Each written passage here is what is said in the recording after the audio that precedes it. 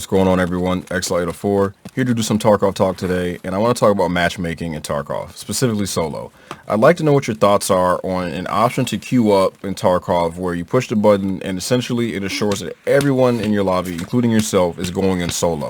I feel like as the game progresses, more and more players tend to play with at least one person or more on their squad, and I don't think there's anything wrong with that. I feel like the game's mechanics tend to favor people who play in groups over people who play by themselves. And I don't really think there's a way to balance the game for solo players other than just giving them a lobby that they all can play against each other in. Alright, so let's talk about these mechanics that I just mentioned. And I just want to say I don't want to talk about any playstyle stuff, whether solo or squads are better. I just want to stick to mechanics because these things are kind of set in stone and they might get tweaked a little bit, but for the most part, they're going to stay the same probably for the rest of the game, right? So, and I know there's going to be outliers to this. I'm going to be talking more common scenarios. So, armor durability. You get into a gunfight, you shoot someone, they shoot you, you end up killing them, but you lose armor in the process. Now, armor can't be repaired mid-raid, so the next fight you go into, the shots are more likely to get through your armor and hit you and kill you. And, I mean, that's just a straight-up downside. The benefit on squads is that the buddies can swap positions and the other buddy can take shots and engage you, and there'll still be an advantage while you're at an even greater disadvantage now and you die.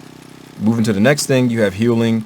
It's kind of the same thing as armor, where like your health, you can restore some of your health, but you can't restore all of your health.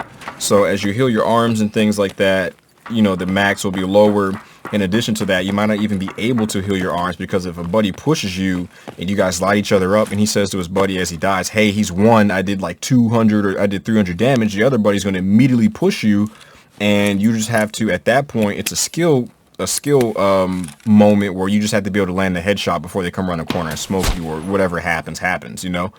But assuming you guys are at the same skill level, then you're most likely going to go down because they're just going to trade you out. They're going to take a few hits, but they're going to get the kill on you because you're weak from the previous fight. So you kind of see how those two mechanics alone stack the game in the favor of squad players. I don't know why I did that.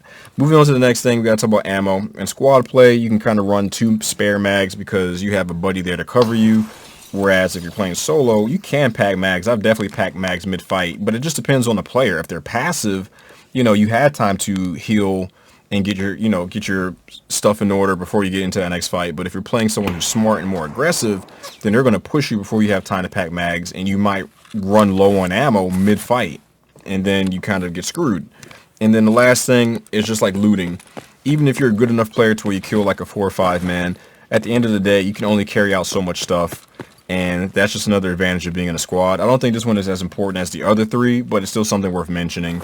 I really think that if they want to make playing solo more viable, that they need to have like mid-raid services to where you can do things like repair your armor, talk to like some kind of maybe like a agent, a therapist or something like that, someone who can restore your health all the way back up. Maybe even fix a black thorax mid-raid would be pretty sick.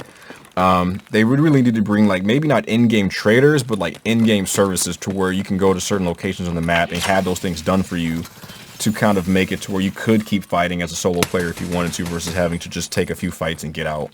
But that's all I had. I know I kind of kept it high level, but I'd love for you to comment on what you think.